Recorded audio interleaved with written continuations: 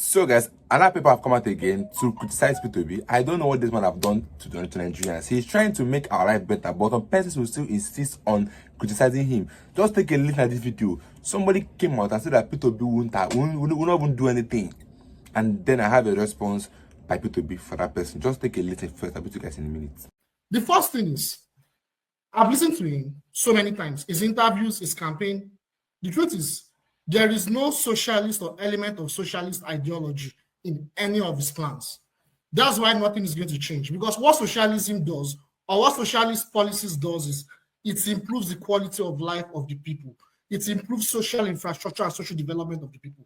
That's number one. If you look at many examples of great African leaders, they have tried to make impact, or they have made impact. They embrace socialist ideology or Pan-Africanist ideology. One example is Ibrahim Traore that is currently in Burkina Faso. Another example is what's going on in Namibia and Malawi. You guys should go and see those women and the incredible things they are doing. I don't have a lot of time. So that's number one. Number two, you cannot expect someone that is a product of this oppressive elitist system in Nigeria, that is a product of it, to now be the one that will get elected and change things. It has never happened in any of these third world countries. If you are a product of the system, you are a product, you collaborated with the system in the past, unless if there's an idea that as an individual, you are a product, you have repented. I mean, Buhari was president of Nigeria for 8 years. He didn't do anything. I don't want to digress. He is part of the elites. He's a product of the system. You cannot expect someone like this to win the election and go against the elites and the oppressors and the neo-colonial structures in place in Nigeria to make things work. It's not going to happen. That's number two. Number three, you see, comparing our elites and oppressors and saying who will win the election, who will win the political party, as they move from one political conduit, I don't call them political parties, they're political conduits, from one political conduit to another, which of them is a lesser evil. Nothing. We'll keep having this conversation for the next 100 years. Nothing is going to change. So that's my third point. My fourth point, someone said something that Peter Obi is currently the most popular or one of the most popular politicians in Nigeria. Well, maybe that's the case. But if you look at the issue, when we talk, the problem is that a lot of us, when we talk, we don't look at issue in a deeper context. We've had MPO Abiola, was probably more popular than him. But in reality, MPO Abiola was a product of his system. He played a role into why Nigeria is what it is today. But the truth is, if MPO Abiola had won that election, nothing was going to change. We can be emotional, but that's the truth. What's the name of this guy? Buhari. Remember the time of change. Maybe we've forgotten the time of change. Have you forgotten? Jonathan was a bad president, right? Quote unquote. He was a bad president. We voted in Buhari because he said, when he was a military head of state, he fought corruption, he fought the elites, and he would make things work in Nigeria. He had great plans for the people of Nigeria. We saw what happened. That's my fourth point. My fifth point, which is very important, I wanted that to be the last. You see, a man that is a Western puppet, a neo-colonial puppet, like I said, it's a product of the system that has been documented clearly. These are documented. There is even documented evidence. We can be emotional how we want of having offshore accounts. Let me even read one of those. Gabriela Investments is one of them. Oh my God. Next International Limited in the UK, British Virgin Islands, all these territories in the West. This man has offshore accounts. There are allegations against this man that he has offshore accounts, in those countries. And when he was interrogated, he said it was for personal reasons, for his family and for estates, that he's a businessman, he's into real estate or something. But the point is, all these investigative media platforms, they cannot just go and make false allegations.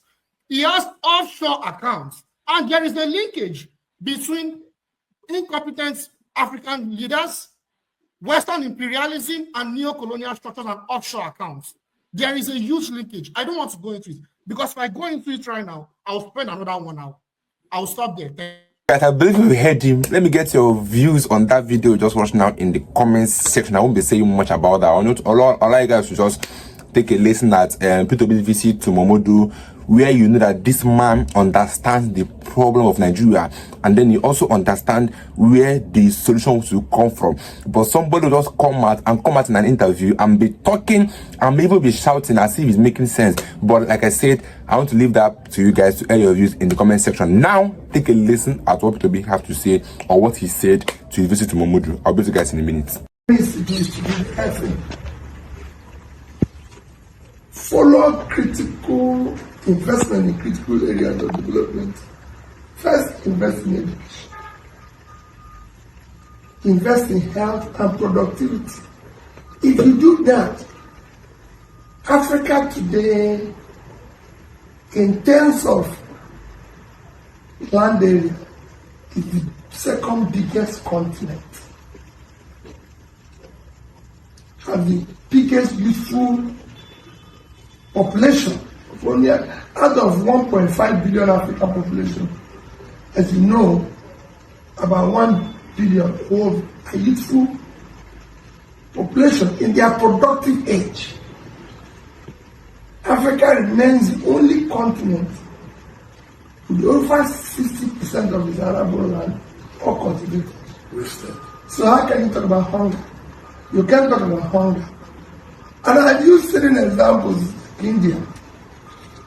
Africa is about 30.5 million square kilometers. India is about 3,000 plus, which means Africa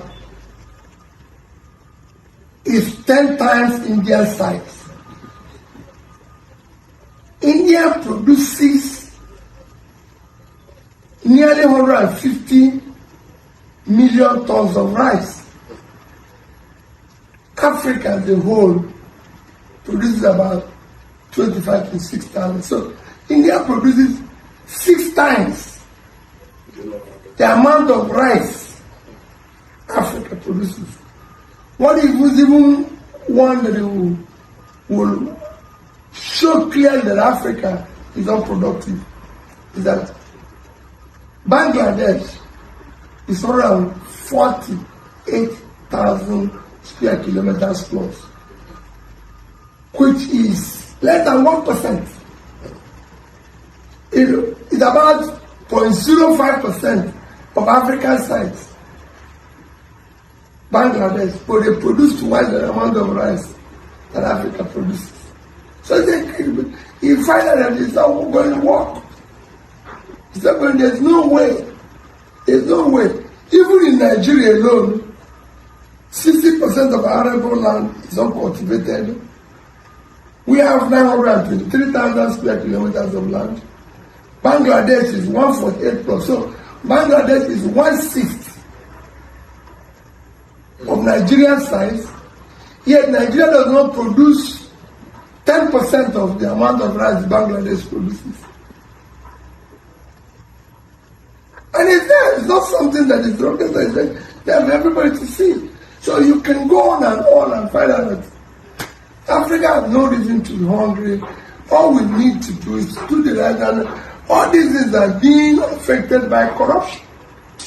Because people no longer find value in hard work, in productivity, in entrepreneurship. You started your own business. You are working hard to earn a living. Today, people who have no daytime job live better than you live by far. People who have no office live like stars. So it is a crisis.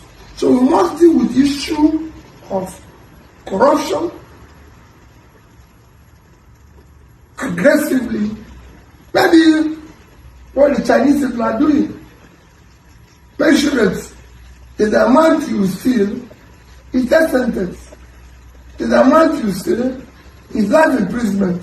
The amount you steal is not less than 10 years imprisonment. So when you deal with it strictly, then you start investing in critical area of development, which you can achieve organically by ensuring that those who will elect, one, are competent, two, have the capacity. Because you cannot be competent. But you have passed the age where you have the capacity to work. You must have the capacity to be able to move around and do the right thing. 3, have a compassion. And leadership without compassion is not a leadership. A leader is somebody who feels that, listen, we have to do things to the people. Citizens-led leadership. You must go 24 hours thinking about the people. Anything short of that, you will see that. And all these things come with your character, with this and everything. So it's a critical thing we want to. Well, thank you for initiating the lecture. I mean, we all still powerless, but we're not too powerless. So we can make our own individual contributions. At least in the future, our children will not ask us, what did you do? You keep complaining, but you did nothing about it. So, but it seems that they are trying to encourage all of us not to bother. It's just to say, no, don't even talk. Don't even say anything. And because your friend is in power, then you should stop talking. So the only people you can criticize are your enemies. So, and for me, criticism is an advice. I don't see criticism as an attack. No. It's an advice. You know, if Tinubu is my friend, then why can't I advise him? Even Buhari that we said he was a soldier. When I wrote the memos against him, he invited me to a meeting. So, and I went there, I didn't go there with a CV. I didn't say I needed a job. I told him, I said, all presidents before you, I advised them. I appointed myself special advisor with that portfolio free of charge. And I gave a compilation of what I wrote to other presidents. And he even asked me to autograph. I signed for it. That's a soldier. Then we now have civilians who says we can talk. So, what do we do? And everybody's keeping quiet. Everybody's what do we do? Let's not forget that this man, Kopitobi, went to Egypt with his own money to go and study how these people generate steady electricity. This man have been to different countries to go and study how these countries are doing better or are doing well in these sectors. And then this man have all these things in mind, and he wanted to come and implement it in Nigeria if he had won the election, even though he didn't win the election, but yet he's still impacting lives more than the current government. Then some people are coming out to say a lot of things that this man wouldn't have done anything, that this man will not change anything. This man is not even the so-called president because he did not win. He's not in Aso Rock. He's not in Abuja. He's not in political position in Nigeria. But yet he's been attacked, saying that he wouldn't have done anything if he had won. But he didn't win. So why the critics? Why the attacks? Why all these things coming to him is because they know the truth, but they chose not to accept the truth and just to be lying.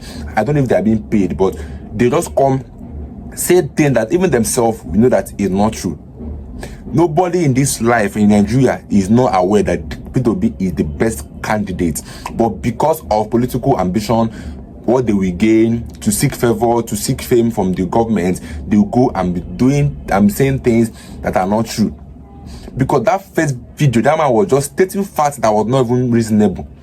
And this man, P2B, have proven statistically that he understands governance and he understands the issues we have in Nigeria, and he also understands the sector that he need to embark on to improve our country. He always said that we need to invest in some necessary sectors, health sectors and education sector, and also the sector of security, because in Nigeria we are facing insecurities, which is the main reason why Nigeria can never bring foreign investor, because no investor wants to come and invest in a land that is not secured, where his investments are not being secured. Because in Nigeria, you can just travel and then you be kidnapped. You can just travel and then you be attacked by bandits. Herdsmen now invade people's home, people's community. That's the sad thing about this thing. Herdsmen now even invade people's community, and the government will not do anything about it. And then tomorrow you want to bring in foreign investors who P2B say that if your land is in order, investors will come and invest, because Nigeria is a place where investors would love to come and invest if we have the basic things in check in Nigeria. Things like electricity, security, education, good roads, network, good service, because all these things are the issues you have facing in Nigeria. And then you cannot invite, or let's say draw, foreign investors if these sectors are not being looked into. So I don't think this person that spoke that first time even understand what it means. But people have cleared their doubt and people listed all the things that Africa is lacking and what Africa has. Because Peter always believes in Nigeria, not just because he wants to be president, but because he believes that Nigeria has all it takes to become the world best country in the whole world. But let me get your views in the comment section. Let's look at my video.